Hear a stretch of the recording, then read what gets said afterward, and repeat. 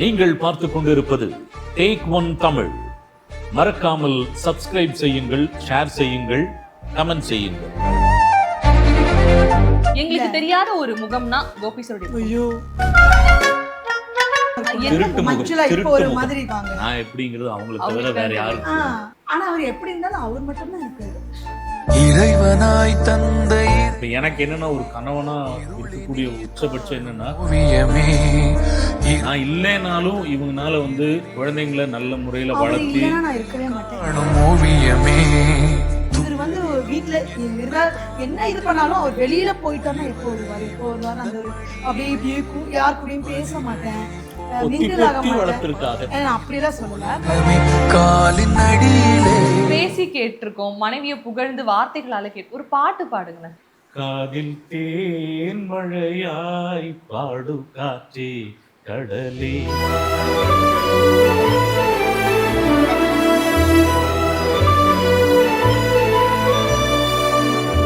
எங்களுக்கு தெரியாத ஒரு முகம்னா கோபி சாருடைய முகம். ஐயோ இன்னொரு முகம் இருக்கு, சொல்லு. எல்லாருக்குமே இன்னொரு முகம் திருட்டு இருக்கு. முகம், மஞ்சுளா இப்போ திருட்டு ஒரு முகம். மாதிரி இருக்கீங்க, அது சொல்லு. வீட்டுல வேற மாதிரி இருப்பீங்களா மஞ்சுளா? அந்த மாதிரி அவரு திருட்டு முகம். எனக்குமே திருட்டு அப்படிதான். முகம், திருட்டு முகம்னு சொல்லு. திருட்டு முகம் அதான் ஏமாத்தல முடியாது. பொய் சொல்லி மாட்டிருக்காரு. பொய்யெல்லாம் சொல்லுவாரு, இல்லைன்னா சொன்னா நான் நம்ப மாட்டேன், அவருக்கே தெரியும். கண்டுபிடிச்சிருக்காரு. அதையும் ஈஸியா மாட்டிடுவாரு. அவர் நினைப்பாரு ஒருவேளை நம்ம மாட்ட மாட்டோம், ஆனா ஈஸியா கண்டுபிடிச்சிடலாம். எல்லா ஒய்ஃபோட அப்படிதான். அப்படியா? ஓ, ஹஸ்பண்ட் பொய் சொன்னா ஒய்ஃப் கண்டுபிடிச்சிடலாம். அதெல்லாம் ஈஸியா கண்டுபிடிச்சிடலாம். அது எப்படின்னா அவங்க எந்த விஷயத்துலயும் அதாவது எதுவுமே பண்ணாம நார்மலா தான் இருப்பாங்க. ஏதாவது கரெக்டா தப்பு பண்ணும்போது கரெக்டா மாட்டுவாங்க. அது எப்படி செம காமெடியா இருக்கும். அது நினைச்சு நமக்கு அப்படியே சந்தோஷமா இருக்கும். அப்படியே நான் என்ன முகம், என்னுடைய நீங்க என்ன முகம்னா 3 முகத்துல வெளியில ஒரு முகம் இருக்கு. அதை பசங்க கிட்ட கேட்டாலே சொல்லிடுவாங்க. பசங்க கிட்ட இன்னும் நிறைய கண்டு. அவங்க இருந்தா அவங்க நல்லா இருந்தா இருக்கும். வேற மாதிரி இருந்திருக்கும். அவருக்கு வெளியில ஒரு முகம் இருக்கு, உள்ள ஒரு முகம் இருக்குதான். வீட்டுல வந்து கொஞ்சம் ஸ்ட்ரிக்டாவே தான் இருக்க மாதிரியே இருப்பாரு. சில டைம் ஜாலியா இருப்பாரு. ஒரு டைம் ஒரு மாதிரி தான். அது நானும் அப்படிதான். அவரை மட்டும் ஏன் அப்படி அவரு சொல்றீங்க? மட்டும் ஏன் நானும் அப்படிதான். எல்லாருமே அப்படிதான். எல்லாருக்குமே வெளியில ஒரு முகம், வீட்டுல ஒரு முகம் இருக்கும் கண்டிப்பா. நம்ம வீட்டுல இருக்க மாதிரியும் நம்ம வெளியில போயிருப்போம், வெளியில அப்படி டீசெண்டா அப்படி நல்லா அப்படிதானே இருப்போம். இதுதான் பிராக்டிக்கலா யோசிச்சு பாருங்க. எல்லாருமே அப்படிதான். Okay. அதுக்காக தப்பா இல்ல, இதை சொல்லல. நான் தவறா நினைக்கிறதுக்கோ அல்லது எல்லார் வந்து வீட்லயுமே அப்படிதான் இருப்பாங்க. நான் எப்படிங்கிறது அவங்களுக்கு தவிர அவங்களுக்கு வேற தான் யாருக்கு ஆ. தெரியும். இல்லைங்களா? ஆனா அவர் எப்படி இருந்தாலும் அவர் மட்டும்தான் எனக்கு. கரெக்டா பேசிட்டு கடைசியில அழகா ஒரு ஒண்ணு punch வச்சிருக்காங்க. இல்ல வச்சிருக்காங்க. சீரியஸா தான் சொல்றேன் நானு. இவங்க வந்து எப்படின்னா ஒரு சிறந்த நடன கலைஞர், நடன ஆசிரியை. கலைஞர் டிவியில் ஒரு சீரியலுக்கு டைட்டில் சாங் வந்து கொரியோகிராஃப் பண்ணியிருக்காங்க. ஏன் நம்ம இம்ப்ரெஸ் ஆகிறோம், இது என்ன நடனம் கற்றுக் கொடுக்குறதும் டான்ஸ் ஆடுறதும் நல்லது தான், ஏன் அதை தாண்டி ஏன் நம்ம அவங்கள நேசிக்கிறோம் அப்படின்னா, அவங்களுக்கு அந்த நடன கலைஞர் அப்படிங்கிறதையும் தாண்டி சில திறமைகள் உண்டு. இப்போது நல்லபடியாக குடும்பத்தை ரன் பண்ணதாகட்டும், இப்போ என்ன புரிஞ்சுட்டு நடக்கிறதாகட்டும், என்னுடைய குழந்தைங்களை புரிஞ்சு நடந்துக்கிறதாகட்டும், ஒரு குடும்பத்தை நிர்வாகம் பண்ணுறதாகட்டும், நிச்சயமா. அது வந்து ரொம்ப முக்கியமான ஒரு பார்ட்டாக பார்க்குறேன். அதெல்லாம் தாண்டி நமக்கு ஏன் இவங்க மேலே ஒரு மரியாதை வருது அப்படின்னா, இவங்களுடைய துறை சார்ந்த ஒரு விஷயம். இவங்க ஒரு ஆசிரியை. அந்த சும்மா ஆசிரியைனா வர்றவங்ககிட்ட காசு வாங்கி கற்றுக் கொடுக்கறதையும் தாண்டி, அந்த பெண் குழந்தைங்களுக்கு நாம் சமூகத்தில் எப்படி வாழணும், நம்மளுடைய உடை அணியறதுலேருந்து, உடை அவங்களுடைய சுதந்திரமாக இருந்தாலும் பெண் குழந்தைங்களுக்கு இன்றைய காலகட்டத்தில் உடைங்கிறது ரொம்ப முக்கியமான ஒரு விஷயமா பார்க்கப்படுது. அவங்களுக்கு சுதந்திரம் இருந்தாலும் அந்த உடை அணியறதுலேருந்து அவங்க தயார்படுத்திக்கிறதுலேருந்து தைரியமாக போல்டாக ஒருத்தவங்ககிட்ட நம்ம எப்படி பேசணுங்கிறது முதற்கொண்டு அவங்களுக்கு தன்னம்பிக்கை சார்ந்த சில விஷயங்களை கற்றுத்தர்றதுனாலையும், எனக்கு நிறையா நேரங்களில் அறிவுரைகளை வழங்கிறதுனாலையும், அதனால அவங்க என்கிட்ட திட்டு வாங்கிறதுனாலையும், இந்த மாதிரியான காரணங்கள் இருக்கு இல்லையா, இதெல்லாமே வந்து மனைவி அப்படிங்கிறதையும் தாண்டி ஒரு மரியாதையை ஏற்படுத்தும். அது எல்லா நேரங்களையும் நம்ம வந்து சொல்லணுங்கிற அவசியம் இல்லை. நீங்கள் வந்து போற்றுதலுக்குரியவங்க, நீங்கள் வந்து ரொம்ப சூப்பர் அப்படிங்கிறத சொல்கிறது இல்லை. நாம் இப்போ ஒரு முடிவு எடுப்போம். இப்போ என்னுடைய முடிவில் குறுக்கீடுங்கிறது ஜென்ரலாக நான் விரும்ப மாட்டேன் இல்லையா. அது வெளியே ஒரு தோற்றத்துக்கு அப்படி இருந்தாலும், நான் அப்படி தான், நான் எடுத்தது தான் முடிவு அப்படிங்கிறது இருந்தாலும், இவங்களுடைய முடிவை நம்ம கேட்குறோம், இவங்ககிட்ட நம்ம பேசும்போது அது உள்ளே வரும்போது நம்மளை வந்து அது இலகுவாக்குது நிச்சயமா. இல்லையா? வெளியே வந்து பிடிவாதமாக இருக்கிற மாதிரி தெரிஞ்சாலும் கடைசியில் இவங்க என்ன சொன்னாங்கங்கிறத நம்ம ஒரு வாட்டி நம்ம கேட்குறோம் இல்லையா? அது இந்த மாதிரியான காரணிகள் வந்து அவங்க மேலே வந்து ஒரு அசாத்தியமான ஒரு மரியாதையை வந்து இவங்க மேலே ஏற்படுத்துது. மனைவிங்கிறத தாண்டி குழந்தை வளர்ப்பாகட்டும், கணவனை கவனித்து கொள்ளக்கூடிய விஷயமாகட்டும், ஒரு குடும்பத்தை நடத்துகிற விதமாகட்டும், இந்த வீட்டை நிர்வாகம் பண்ணுறதாகட்டும், நம்மளுடைய பணத்தை நாம் எந்த அளவுக்கு எப்படி சேமித்து கொண்டு போகணுங்கிறதாகட்டும், அதெல்லாம் தாண்டி பெண் குழந்தைங்களுக்கு வாழ்வியல் ரீதியான சில நல்ல விஷயங்களை சொல்லி கொடுக்குறதாகட்டும், ஆசிரியர் பணியே அதை ரொம்ப முக்கியமாக அவங்க அதை நிச்சயமா. ஒரு பொட்டு வைக்கிறதுலேருந்து அவங்க சொல்லித்தராங்க. அப்போது அதெல்லாமே வந்து என்னென்னா நாம் வந்து அவங்க மேலே நமக்கு ஏற்படுற அந்த மரியாதை வந்து அளப்பரியது. அப்போ அந்த விதத்தில் ஒரு மிகப்பெரிய ஒரு சல்யூட் தான். நிச்சயமா ஒரு கணவனுடைய அன்பை வந்து வெளிப்படுத்தும் பொழுது என் ஒய்ஃபை வந்து நான் ரொம்ப நேசிக்கிறேன், இந்த அளவுக்கு நேசிக்கிறேன்ற அப்படி ஒரு வெளிப்பாடு பார்த்துருக்கேன். ஆனால் என் ஒய்ஃபை நான் மதிக்கிறேன் அப்படிங்கிற அந்த ஒரு வார்த்தை வந்து சொல்லுவாங்க. அதிக அளவில் வந்து ஓப்பனாக சொல்லுவாங்களான்னு கேட்டால் அது கோபிநாத் இந்த இடத்துல பதிவு இல்லை, பண்ணி ரொம்ப நான் அழகா மதிக்கிறேன் அவங்க. நான் வந்து எனக்கு ஒரு பெரிய இது என்னென்னா அவங்களுக்கு இன்னும் கூட ஒரு பெரிய ஒரு எக்ஸ்போஷர் கிடைக்கணுங்கிறது தான் என்னுடைய ஆசை. அதுக்காக அவங்க போக வேண்டிய தூரம் இன்னும் நிறைய இருக்குது. அதுக்காக போவாங்கன்னு நினைக்கிறேன். அடுத்த தலைமுறை வந்துடுச்சு, பொண்ணு வந்துட்டாங்க, எங்களுடைய நிச்சயமா. பொண்ணு. அவங்க அதை அடுத்து ஹேண்டில் பண்ணி அம்மாவுக்கு கற்றுக் கொடுப்பாங்கன்னு நினைக்கிறேன். Cute. இந்த ஜேர்னி வந்து இதோட முடியாம முடியாது, போயிட்டு கண்டிப்பாக கண்டிப்பா. முடியாது. அவர் இருக்காருன்றப்போ நீங்க ரொம்ப தைரியமா ஓட ஆரம்பிக்கலாம். கண்டிப்பா. எங்க போனாலும் இவர் நமக்கு பின்னாடி இருக்காருல்ல, பாத்து பாருன்ற ஒரு தைரியம். இல்லை, ஆக்சுவலி நான் இல்ல இந்த இல்ல இடத்துல ஒரு நான் குறிப்பீடு ஒன்று சொல்கிறேன். இல்லை இல்லை இல்லை வேற நான் ஒன்று சொல்லுவாரு. சொல்கிறேன். அது இல்லை, எனக்கு இப்போ சமீப காலத்தில் அவர் இருக்காருங்கிற தைரியத்தில் நம்ம போகலான்னு சொன்னீங்க. எனக்கு இப்போ அந்த இது போயிடுச்சு. இப்போ எனக்கு என்னென்னா ஒரு கணவனாக இருக்கக்கூடிய உச்சபட்சம் என்னென்னா, நான் இல்லைனாலும் இவங்கனால வந்து குழந்தைங்களை நல்ல முறையில் அவர் வளர்த்தி இல்லைன்னா நான் இருக்கவே மாட்டேன். அதெல்லாம் சீரியஸா சொல்றேன். அவர் இல்லையா? இல்லைன்னா அது வந்து நான் ரொம்ப இல்ல. ரொம்ப முக்கியம். அது வந்து அந்த குழந்தை வளர்ப்பில் ஆகட்டும், இப்போ நாம் இல்லை, அது அந்த ஒரு சாட்டிஸ்ஃபேக்ஷன் வருது இல்லைங்களா? ஒரு கணவனுக்கு, ஒரு ஆணுக்கு ஒரு சாட்டிஸ்ஃபேக்ஷன் எங்கே வருதுன்னா, அதாவது நம்ம இல்லைனாலும் அவங்க வந்து ஈஸியாக வந்து அந்த இதை வந்து எடுத்துகிட்டு போயிடுவாங்கங்கிற நம்பிக்கை வருது இல்லையா? அது வந்து எனக்கு இப்போ நிறைய உண்டு. அதனால நான் வந்து இப்போ வந்து எப்படி இருக்கேன் அப்படின்னு கேட்டிங்கன்னா, காட்டில் வாழக்கூடிய ராஜா மாதிரி இருக்கேன், காட்டில் வாழக்கூடிய சிங்கம் மாதிரி இருக்கேன். சிங்கத்தோட வேலை என்னவோ அந்த வேலையை பண்ணிட்டு சாப்பிட்டுட்டு ஜாலியாக இருக்கேன். கோபிநாயருக்கு இப்படி ஒரு அழகான காதல் கதை இருக்கு வீட்டுல. பேசி கேட்டிருக்கோம், மனைவியை புகழ்ந்து வார்த்தைகளால கேட்டு ஒரு பாட்டு பாடுங்களேன்.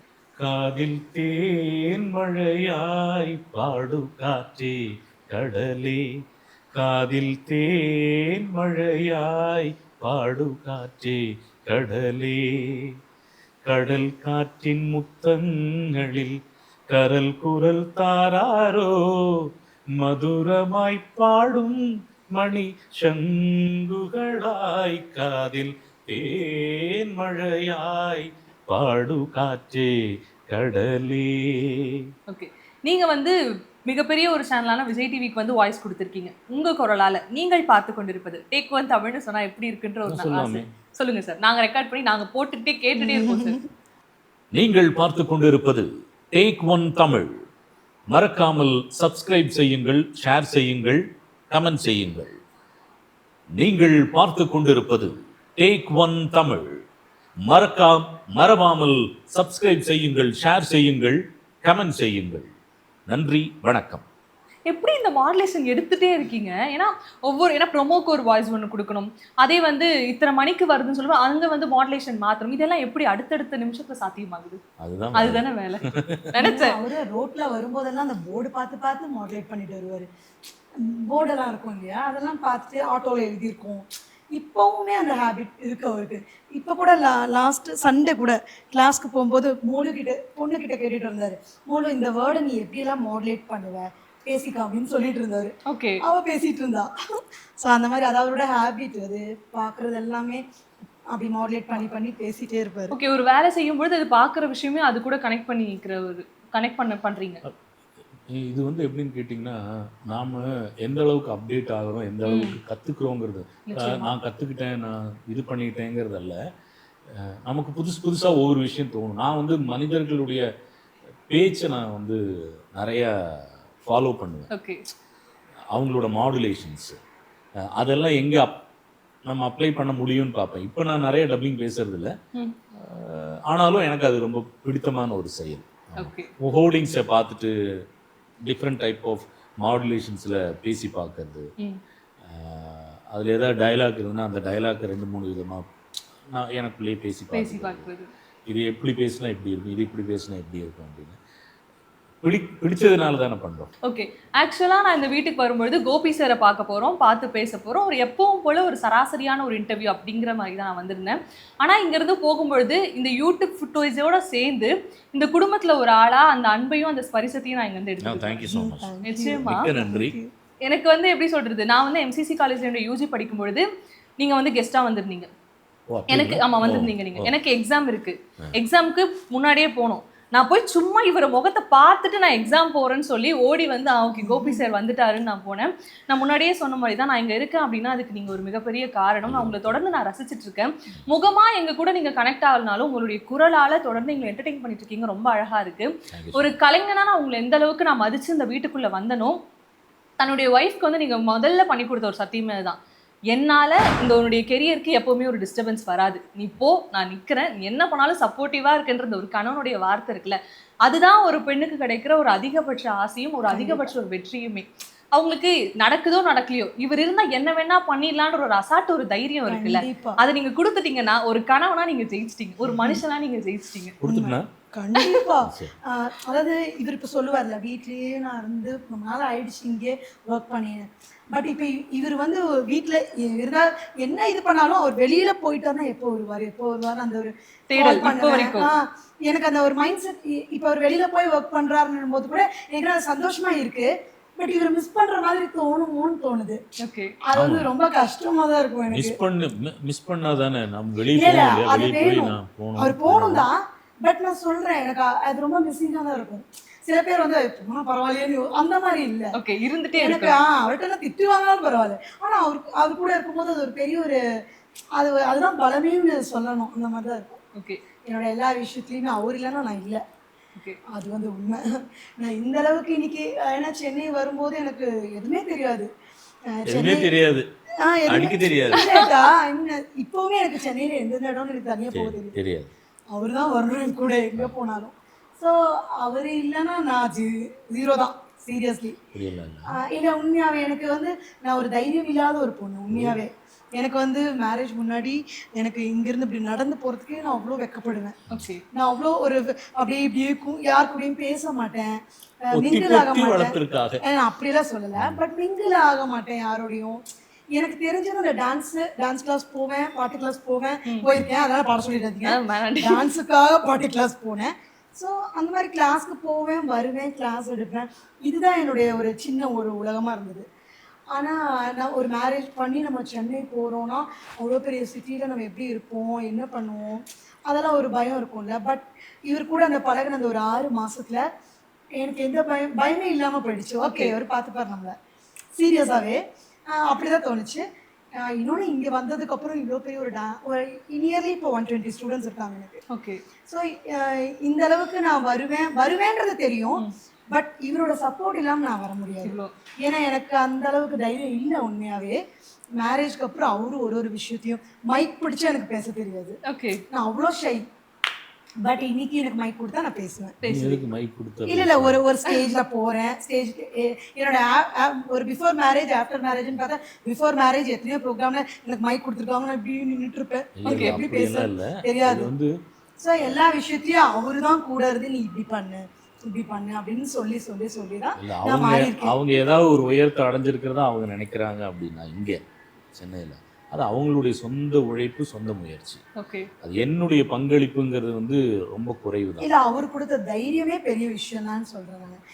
அதாவது என்ன சொல்கிறது, இது பண்ணாதா உங்களுக்கு ஒரு நாம வரணுங்கிற ஒரு எண்ணம் இருந்தால் மட்டும்தான் வர முடியும். பின்னால் இருந்து ஒருத்தவங்க புஷ் பண்ணுறதுனால மட்டுமே நம்ம வந்துட முடியாது. நமக்கு ஆமாம் நம்ம கொஞ்சம் முன்னால் போகணுங்கிற எண்ணம் வரணும். அந்த தாட் ப்ராசஸ் கரெக்டாக இருந்தால் தான் புஷ் வந்து கரெக்டாக இருக்கும். அது வெறுமனே ஒருத்தங்களை பிடிச்சி தள்ளிட்டு இருக்க முடியாது, இப்படியே பிடிச்சி போகும். அவங்களுக்கும் போகணுன்ற அந்த உத்வேகம் இருக்கிறதுனால தானே. ஆமாம். அப்போ அதனால என்னன்னா அவங்களுக்கு ஒரு தேடல் இருக்குது. நான் பல நேரங்களில் நான் தலையிடவே மாட்டேன், அது அவங்களே பார்த்துப்பாங்க. ஃபோன் காலில் அவங்களுக்கு தேவையானது இன்னைக்கு அவங்களால பண்ணிக்க முடியும். ஓகே. நாம் கூட பேசுறதுக்கு தயங்குறவங்க கிட்ட கூட இவங்க ரொம்ப ஈஸியாக பேசிட்டு இவங்களோட விஷயங்களை அவங்க தேவையானதை எடுத்துக்கிறாங்க. அப்போ அந்த அளவுக்கு அவங்களுக்கு நாம் வரணுங்கிற அந்த எண்ணம் இருந்ததுனால தானே முடிஞ்சது. நிச்சயமா. நீ பண்ணிக்கோன்னு நான் சொல்ல மாட்டேன். நான் ஒரு டீச்சர் ஆகி 20 இயர்ஸ் ஆகுது. இந்த வருஷத்தோட 20th இயர்.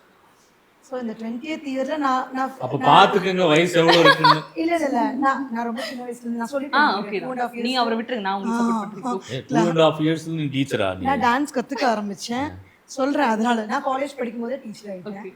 எனக்கு காலேஜ் படிக்கும் போதே அவ்வளோ ஸ்டூடெண்ட்ஸ் இருந்தாங்க. ஸோ இங்கே வந்து நான் எல்லாம் பண்ணுவேன்றது தெரியும். பட் அவரோட சப்போர்ட் இல்லாமல் நான் பண்ண முடியாது இல்லையா, ஒரு புது ஊரில் வந்துட்டு. ஸோ அப்படி பார்க்கும்போது நான் என்ன நினைச்சேனோ அதில் கொஞ்சம் நான் வந்துட்டேன். அதுக்கு காரணம் அவர் தான். ஸோ இன்னைக்கு நானும் ஒரு டீச்சர் இருக்கேன்னு சென்னையில் எல்லாருக்கும் தெரியும். அதுவே ஒரு பெரிய ஒரு விஷயமா நான் நினைக்கிறேன். இனி அடுத்தடுத்தது நிறைய பண்ணணும் ஸ்டூடெண்ட்ஸ்க்காக. இந்த அன்பு பார்க்கும்பொழுது ரொம்ப அழகா இருக்கு. இந்த அன்பும் அக்கறையும் இந்த காதலும் காலம் கடந்து உங்களை ஒரு அழகான ஒரு பாதைக்கு அழைத்து செல்லணும். வாய்ப்பு இருந்தா மீண்டும் ஒரு மிகப்பெரிய இடத்துல சந்திப்போம். இந்த வாய்ப்புக்கு ரொம்ப நன்றி. மிக்க நன்றி. உங்களை சந்திச்சதுல நீங்க வந்து இருந்து எங்களுடைய இதை நீங்க பகிர்ந்துகிட்டதுக்கு மிக்க நன்றி. டேக் ஒன் தமிழுக்கு மிக்க நன்றி. மிக்க நன்றி. தேங்க்யூ. உங்களுக்கும் மிக்க நன்றி. நன்றி சார். நன்றிங்க.